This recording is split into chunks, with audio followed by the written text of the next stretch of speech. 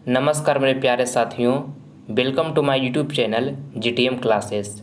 दोस्तों, आज की इस वीडियो में क्लास 10th के लिए सोशल साइंस का मॉडल पेपर लेकर आए हैं, जो आपके फाइनल बोर्ड परीक्षा 2022 के लिए दोस्तों काफ़ी महत्वपूर्ण है। ठीक है, इस वीडियो के माध्यम से आपको हम 30 ऑब्जेक्टिव क्वेश्चन हम बताएंगे, जो आपके 30 में से दोस्तों 20 ऑब्जेक्टिव क्वेश्चन होगा आपके फाइनल बोर्ड परीक्षा के पेपर में हूबहू छप जाएगा।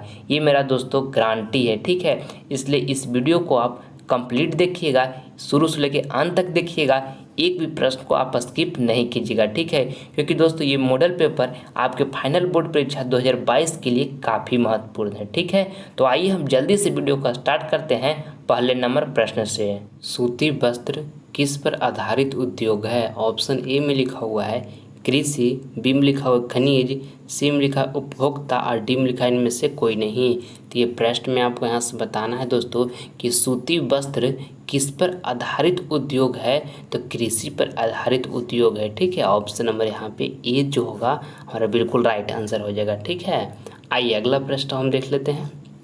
दूसरा नंबर, देश के बांधों को किसने भारत का मंदिर कहा था? काफ़ी महत्वपूर्ण प्रश्न है दोस्तों आपके फाइनल बोर्ड परीक्षा के लिए। ऑप्शन ए में लिखा हुआ है महात्मा गांधी, बी में लिखा है स्वामी विवेकानंद, और देखिए सी में लिखा हुआ है डॉक्टर राजेंद्र प्रसाद, और डी में लिखा हुआ है पंडित नेहरू। तो ये प्रश्न में आपको बताना है दोस्तों कि किस देश के बांधों को किसने भारत का मंदिर कहा था, तब पंडित नेहरू कहे थे। ठीक है, ऑप्शन नंबर यहाँ पे डी जो होगा हमारा बिल्कुल राइट आंसर हो जाएगा। ठीक है, आइए अगला प्रश्न हम देख लेते हैं। तीसरा नंबर, ये प्रश्न में आपको यहाँ से बताना है दोस्तों कि संसार का सबसे लोकप्रिय संसाधन है। ऑप्शन ए में लिखा हुआ है टेलीविज़न, और बी में लिखा हुआ है टेलीफोन, और सी में लिखा हुआ है रेडियो, और डी में लिखा हुआ है मोबाइल। तो ये प्रश्न में आपको यहाँ से बताना है दोस्तों कि संसार का सबसे लोकप्रिय संसाधन है तो मोबाइल है। ठीक है, ऑप्शन नंबर यहाँ पे डी जो होगा हमारा बिल्कुल राइट आंसर हो जाएगा। ठीक, आइए अगला प्रश्न हम देख लेते हैं।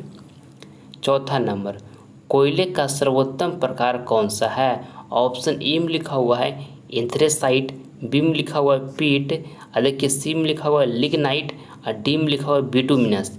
तो ये प्रश्न में आपको यहाँ से बताना है कि कोयले का सर्वोत्तम प्रकार कौन सा है, तो एंथ्रेसाइट है। ठीक है, ऑप्शन नंबर यहाँ पे जो ए होगा हमारा बिल्कुल राइट आंसर हो जाएगा। ठीक है, और कोयला दोस्तों कितने प्रकार के होता है, तो कोयला 4 प्रकार के होता है। ठीक है, कौन कौन होता है, तो एंथ्रेसाइट होता है, पीट होता है, लिग्नाइट होता है, और बिटुमिनस होता है। ठीक है, ये आपको साथ में याद रखना है इसको भी। ठीक है, आइए अगला प्रश्न हम देख लेते हैं।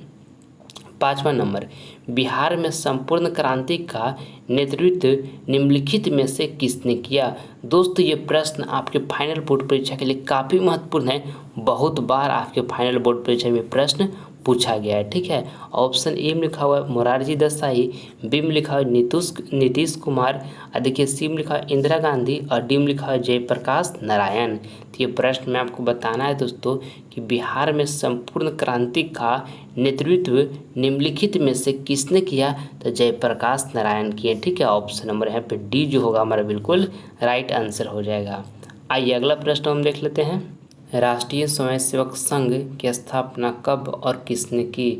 ऑप्शन ए में लिखा हुआ है 1923 गुरु गोलवलकर, और देखिए यहाँ पे बी में लिखा हुआ है 1925 के बी हेडगेवार, और देखिए सी में लिखा हुआ है 1926 चित्तरंजन दास, और डी में लिखा हुआ है 1928 लालचंद। तो ये प्रश्न में आपको यहाँ से बताना है दोस्तों कि राष्ट्रीय स्वयंसेवक संघ की स्थापना कब और किसने की?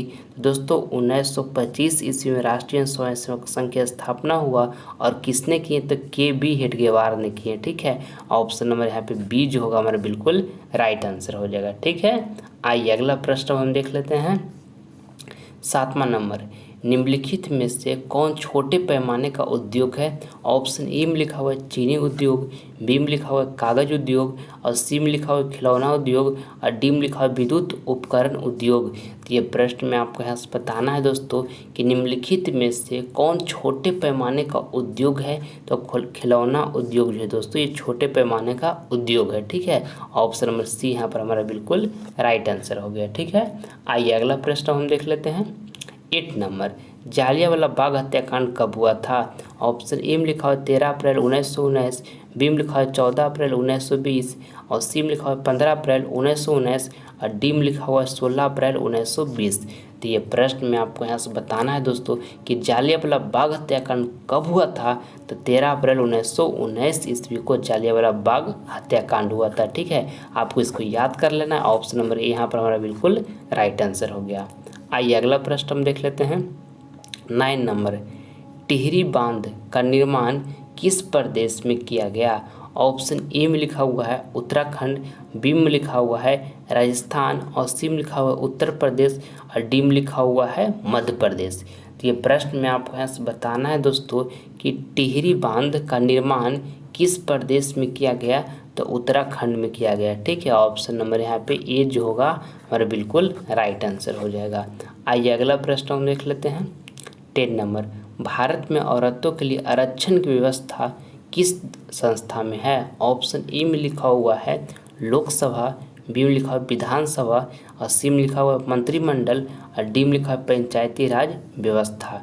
तो ये प्रश्न में आपको यहाँ से बताना है दोस्तों कि भारत में औरतों के लिए आरक्षण की व्यवस्था किस संस्था में है? तो पंचायती राज व्यवस्था में। ठीक है, ऑप्शन नंबर यहाँ पे डी जो होगा हमारा बिल्कुल राइट आंसर हो जाएगा। ठीक है, आपको इसको अच्छे तरीके से याद कर लेना है। आपके फाइनल बोर्ड परीक्षा के लिए प्रश्न काफ़ी महत्वपूर्ण है। ठीक, देखिए 11 नंबर प्रश्न कहता है कि विश्व में सर्वप्रथम मुद्रण की शुरुआत कहाँ हुई? लल्लन टॉप प्रश्न है दोस्तों आपके फाइनल बोर्ड की परीक्षा के लिए। ठीक, ऑप्शन ए में लिखा हुआ है भारत, बी में लिखा हुआ है जापान, सी में लिखा हुआ है चीन और डी में लिखा हुआ है अमेरिका। तो आपको बताना है इसमें कि विश्व में सर्वप्रथम मुद्रण की शुरुआत कहाँ हुई? तो चीन में हुई। ठीक है, ऑप्शन नंबर यहाँ पे सी जो होगा हमारा बिल्कुल राइट आंसर हो जाएगा। ठीक, आइए अगला प्रश्न हम देख लेते हैं। 12 नंबर, बोल्शेविक क्रांति कब हुई? ये प्रश्न दोस्तों आपके फाइनल बोर्ड परीक्षा में बहुत बार पूछ चुका है। इसको आप एकदम घोल कर पी जाइए। आपके फाइनल बोर्ड परीक्षा में दोस्तों जो होने वाला है 2022 बोर्ड एग्जाम, इसमें भी आने का संभावना ये प्रश्न 100% बनता है। ठीक है, देखिए आपको बताना है इसमें कि बोल्शेविक क्रांति कब हुई। तो ऑप्शन ए में लिखा हुआ है फरवरी 1917 ईस्वी और बी में लिखा है नवंबर 1917 ईस्वी और सी में लिखा हुआ है अप्रैल 1917 ईस्वी और डी में लिखा है 1905 ईस्वी। तो बोल्शेविक क्रांति दोस्तों कब हुई? तो नवंबर 1917 ईस्वी में हुई। ठीक है, ऑप्शन नंबर यहाँ पे बी जो होगा बिल्कुल हमारा राइट आंसर हो जाएगा। ठीक, आइए अगला प्रश्न हम देख लेते हैं। 13 नंबर, वार एंड पीस किसकी रचना है? ऑप्शन ए में लिखा हुआ है कार्ल मार्क्स, बी में लिखा हुआ है टॉल्स्टॉय और देखिए सी में लिखा हुआ है दोस्तोयेव्स्की और यहाँ पे देखिए डी में लिखा है इनमें से कोई नहीं। तो ये प्रश्न में आपको यहाँ से बताना है दोस्तों कि वार एंड पीस किसकी रचना है? तो टॉल्स्टॉय की है। ठीक है, ऑप्शन नंबर यहाँ पे बी जो होगा हमारा बिल्कुल राइट आंसर हो जाएगा। ठीक है, आइए अगला प्रश्न हम देख लेते हैं। 14 नंबर, लोकतंत्र जनता के द्वारा और जनता के लिए शासन है, यह कथन किसका है? ऑप्शन ए में लिखा हुआ है अरस्तु, बी में लिखा है अब्राहम लिंकन और देखिए सी में लिखा हुआ है जॉर्ज वाशिंगटन और डी में लिखा है इनमें से कोई नहीं। तो ये प्रश्न में आपको यहाँ से बताना है दोस्तों कि लोकतंत्र जनता के द्वारा तथा जनता के लिए शासन है, यह कथन किसका है? तो अब्राहम लिंकन का है। ठीक है, ऑप्शन नंबर यहाँ पे बी जो होगा हमारा बिल्कुल राइट आंसर हो जाएगा। ठीक, आइए अगला प्रश्न हम देख लेते हैं। 15 नंबर, दोस्तों ये 30 ऑब्जेक्टिव क्वेश्चन आपके फाइनल बोर्ड परीक्षा के लिए काफ़ी महत्वपूर्ण प्रश्न है। वीडियो को शुरू से लेकर अंत तक देखिएगा, एक भी प्रश्न को आप स्किप नहीं कीजिएगा। ये 30 ऑब्जेक्टिव प्रश्न में से जो प्रश्न आपको याद नहीं होगा उसे नोटबुक पर आप अच्छे तरीके से नोट कर लीजिएगा दोस्तों और उसे याद कर लीजिएगा। ठीक है, ताकि इससे आपको फ़ायदा क्या होगा कि जो क्वेश्चन आपको याद नहीं हो आपको हमेशा के लिए याद हो जाएगा। ठीक, देखिए 15 नंबर प्रश्न कहता है कि किसे सुनहरा रेशा कहा जाता है? ऑप्शन ए में लिखा हुआ है जूट को, बी में लिखा हुआ है कपास को और सी में लिखा हुआ है रेशम को और डी में लिखा हुआ है कपड़ा को। तो ये प्रश्न में आपको यहाँ से बताना है दोस्तों कि किसे सुनहरा रेशा कहा जाता है? तो जूट को सुनहरा रेशा कहा जाता है। ठीक है, ऑप्शन नंबर यहाँ पे ए जो होगा हमारा बिल्कुल राइट आंसर हो जाएगा, ऑप्शन नंबर ए। आइए अगला प्रश्न हम देख लेते हैं। 16 नंबर, भारत में योजना आयोग का गठन कब किया गया था? ऑप्शन ए में लिखा हुआ है 15 मार्च 1950, बी में लिखा है 15 सितंबर 1950 और देखिए सी में लिखा है 15 अक्टूबर 1951 और डी में लिखा है इनमें से कोई नहीं। तो ये प्रश्न में आपको यहाँ से बताना है दोस्तों कि भारत में योजना आयोग का गठन कब किया गया था। तो 15 मार्च 1950 ईस्वी को दोस्तों भारत में योजना आयोग का गठन किया गया था। ठीक है, ऑप्शन नंबर ए जो होगा यहाँ पे हमारा बिल्कुल राइट आंसर हो गया। आइए अगला प्रश्न हम देख लेते हैं। 17 नंबर, काली मृदा का दूसरा नाम क्या है। काफ़ी महत्वपूर्ण प्रश्न है दोस्तों आपके फाइनल बोर्ड परीक्षा के लिए। ऑप्शन ए में लिखा हुआ है बलुई, बी में लिखा हुआ है रेंगुर और सी में लिखा है पर्वतीय और डी में लिखा है इनमें से कोई नहीं। तो ये प्रश्न में आपको यहाँ से बताना है दोस्तों कि काली मृदा का दूसरा नाम क्या है। तो रेंगुर मृदा है। ठीक है, ऑप्शन नंबर यहाँ पे जो बी होगा हमारा बिल्कुल राइट आंसर हो जाएगा। ठीक है, आइए अगला प्रश्न हम देख लेते हैं। 18 नंबर, निम्नलिखित में खरीफ फसल कौन है। ऑप्शन ए में लिखा हुआ गेहूँ, बी में लिखा है सरसों, सी में लिखा है चावल और डी में लिखा है मटर।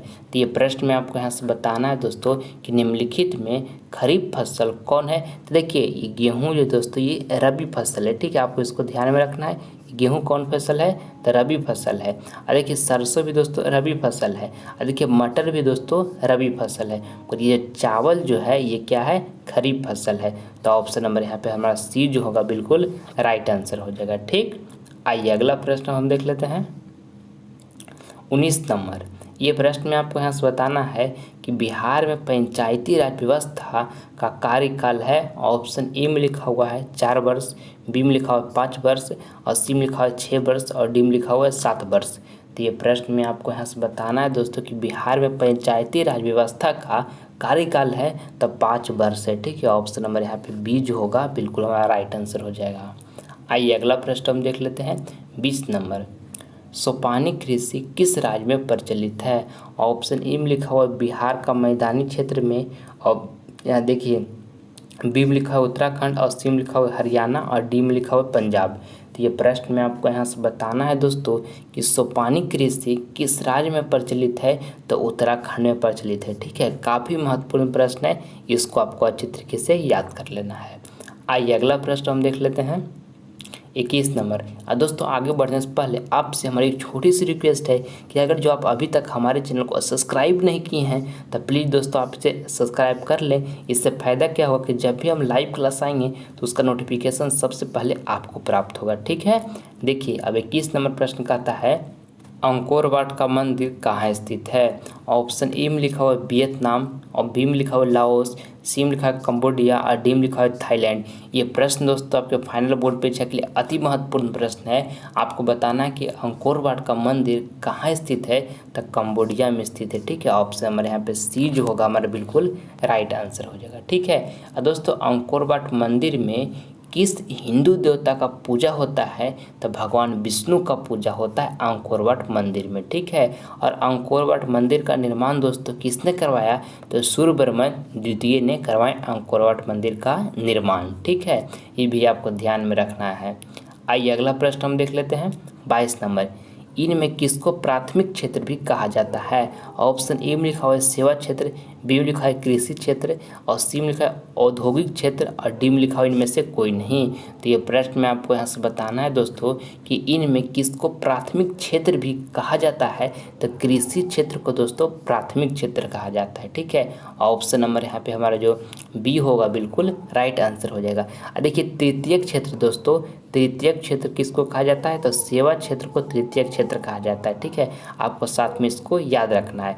देखिए द्वितीयक क्षेत्र दोस्तों, द्वितीयक क्षेत्र जो है औद्योगिक क्षेत्र को द्वितीयक क्षेत्र कहा जाता है, ये भी आपको साथ में याद रखना है। और प्राथमिक क्षेत्र किसको कहा जाता है, तो कृषि क्षेत्र को कहा जाता है। ठीक है, ये तीनों बातों को आपको अच्छे तरीके से याद रखना है। आइए अगला प्रश्न हम देख लेते हैं। 23 नंबर, WTO विश्व व्यापार संगठन की स्थापना किस वर्ष की गई। काफ़ी महत्वपूर्ण प्रश्न है आपके बोर्ड एग्जाम के लिए। ऑप्शन ए में लिखा 1995, बी में लिखा 1994, सी में लिखा 1996 और डी में लिखा इनमें से कोई नहीं। तो दोस्तों WTO विश्व व्यापार संगठन की स्थापना किस वर्ष की गई, तो आपको याद रखना है कि 1 जनवरी दोस्तों 1995 ईस्वी को WTO की स्थापना की गई। ऑप्शन नंबर यहाँ पे ए जो होगा हमारा बिल्कुल राइट आंसर हो जाएगा। और देखिए साथ में आपको इसको भी याद रखना है कि WHO, ठीक है, WHO वर्ल्ड हेल्थ ऑर्गेनाइजेशन की स्थापना कब हुआ दोस्तों? तो 7 अप्रैल कब हुआ? तो 7 अप्रैल 1948 ईस्वी में दोस्तों WHO की स्थापना हुआ। ये भी आपको साथ में याद रखना है कि वर्ल्ड हेल्थ ऑर्गेनाइजेशन का दोस्तों स्थापना कब हुआ? तो 7 अप्रैल 1948 ईस्वी को हुआ। ठीक है, आइए अगला प्रश्न हम देख लेते हैं। भारत का राष्ट्रीय पक्षी है। ऑप्शन ए में लिखा हुआ है कबूतर, बी में लिखा हुआ है हंस, सी में लिखा हुआ है मयूर और डी में लिखा है तोता। दोस्तों ये प्रश्न आपके 2021 बोर्ड एग्जाम में पूछा गया है। ठीक है, ये प्रश्न में आपको बताना कि भारत का राष्ट्रीय पक्षी है तो मयूर है। ठीक है, और मयूर को दोस्तों मोर भी कहा जाता है। ऑप्शन नंबर सी यहाँ पर बिल्कुल हमारा राइट आंसर हो जाएगा। अब भारत का दोस्तों राष्ट्रीय पशु क्या है? तो भारत की राष्ट्रीय पशु दोस्तों बाघ है। ठीक है, ये भी आपको साथ में याद रखना है।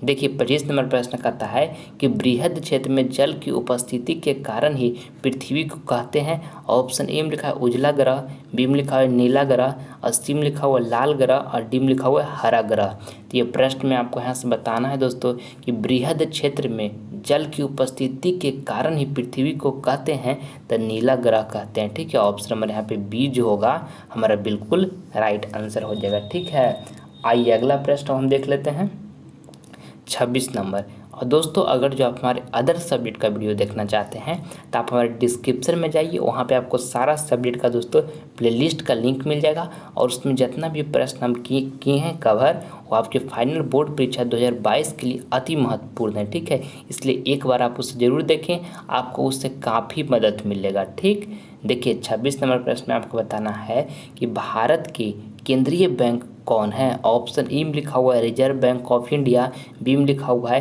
क्षेत्रीय ग्रामीण बैंक और देखिए सी में लिखा हुआ है स्टेट बैंक ऑफ इंडिया और यहाँ पे देखिए डी में लिखा है पंजाब नेशनल बैंक। तो ये प्रश्न में आपको यहाँ से बताना है दोस्तों कि भारत के केंद्रीय बैंक कौन है? तो कौन है दोस्तों? तो रिजर्व बैंक ऑफ इंडिया है। ऑप्शन नंबर ए जो होगा हमारा यहाँ पे बिल्कुल राइट आंसर हो जाएगा। आपको इसको अच्छी तरीके से याद कर लेना है। ठीक है, आइए अगला प्रश्न हम देख लेते हैं 27 नंबर। यूरोप का मरीज किससे कहा जाता था? ऑप्शन ए में लिखा हुआ है तुर्की, बी में लिखा हुआ है इटली, सी में लिखा हुआ है इंग्लैंड और डी में लिखा हुआ है फ्रांस। तो ये प्रश्न में आपको यहाँ से बताना है दोस्तों कि यूरोप का मरीज किससे कहा जाता था? तो तुर्की को कहा जाता था। ठीक है, ऑप्शन नंबर यहाँ पे ए जो होगा हमारा बिल्कुल राइट आंसर हो जाएगा। आइए अगला प्रश्न हम देख लेते हैं 28 नंबर। यंग इटली की स्थापना किसने की? ऑप्शन ए में लिखा है बिस्मार्क, बी में लिखा है मेजनी और सी में लिखा है नेपोलियन और डी में लिखा हुआ हिटलर। ये भी प्रश्न दोस्तों आपका 2021 बोर्ड एग्जाम में पूछा गया है, काफ़ी महत्वपूर्ण है। आपको बताना है कि यंग इटली की स्थापना किसने की? तो मेजनी ने की। ठीक है, ऑप्शन नंबर यहाँ पे जो बी होगा हमारा बिल्कुल राइट आंसर हो जाएगा। ठीक है, आइए अगला प्रश्न हम देख लेते हैं 29 नंबर। इनमें कौन से देश में मिश्रित अर्थव्यवस्था है? ऑप्शन ए में लिखा हुआ अमेरिका, बी में लिखा है रूस, सी में लिखा है भारत और डी में लिखा है इनमें से कोई नहीं। तो ये प्रश्न में आपको यहाँ से बताना है दोस्तों कि इनमें कौन से देश में मिश्रित अर्थव्यवस्था है? तो भारत में दोस्तों मिश्रित अर्थव्यवस्था है। ठीक है, ऑप्शन नंबर यहाँ पे जो हमारा सी होगा वो बिल्कुल राइट आंसर हो जाएगा। आइए अगला प्रश्न हम देख लेते हैं 30 नंबर। इसमें आपको बताना है कि हरित क्रांति की प्रमुख उपज क्या है? ऑप्शन ए में लिखा है गेहूँ और बी में लिखा है धान और सी में लिखा है गन्ना और डी में लिखा है कहवा। तो ये प्रश्न में आपको यहाँ से बताना है दोस्तों कि हरित क्रांति की प्रमुख उपज क्या है? तो गेहूँ है। ठीक है, ऑप्शन नंबर यहाँ पे ए जो होगा बिल्कुल हमारा राइट आंसर हो जाएगा। ठीक, आइए अगला प्रश्न हम देख लेते हैं। ये दोस्तों HW का आपका प्रश्न है, ये आपको होमवर्क में दिया जा रहा है। इसका जवाब कहाँ देना है? तो कमेंट बॉक्स में देना है। ठीक है, आपको ये प्रश्न में बताना है कि हिंद चीन पहुँचने वाले प्रथम व्यापारी कौन थे? काफ़ी आसान प्रश्न है। ऑप्शन ए में लिखा है इंग्लैंडवासी, बी में लिखा है फ्रांसीसी और सी में लिखा है पुर्तगाली और डी में लिखा है डच। दोस्तों ये प्रश्न काफ़ी आसान है, सारे स्टूडेंट का दोस्तों ये प्रश्न का जवाब आना चाहिए और सही आना चाहिए। ठीक है, कमेंट बॉक्स में जल्दी से सारे स्टूडेंट छापिए और इसका जवाब दीजिए। ठीक है, और दोस्तों आप लोग अभी से पूरी मन से और शिद्दत के साथ पढ़ाई में लग जाइए, क्योंकि आपका टारगेट दोस्तों 480 प्लस मार्क्स लाना है तो आपको अभी से पूरी एनर्जी के साथ मेहनत करना स्टार्ट कर देना होगा, ठीक है। तभी आप 480 प्लस मार्क्स ला पाइएगा, ठीक है। और दोस्तों आप 480 प्लस मार्क्स जरूर ला सकते हैं, क्योंकि जो भी इंसान 480 प्लस मार्क्स लाता है वो भी आपका जैसा स्टूडेंट ही है, ठीक है। तो आप पूरी लगन और शिद्दत के साथ पढ़ाई कीजिए और 480 प्लस मार्क्स लाकर अपने माता पिता का नाम रोशन कीजिए, ठीक है। मैं उम्मीद करता हूं दोस्तों कि वीडियो आपको पसंद आया होगा, तो प्लीज़ आपसे लाइक करें, अपने दोस्तों में शेयर करें, और आप हमारे चैनल पर नए हैं तो आपसे सब्सक्राइब कर लें ताकि आने वाला वीडियो का नोटिफिकेशन सबसे पहले आपको मिले। मिलते हैं दोस्तों आपसे अगले वीडियो में, तब तक के लिए जय हिंद जय भारत।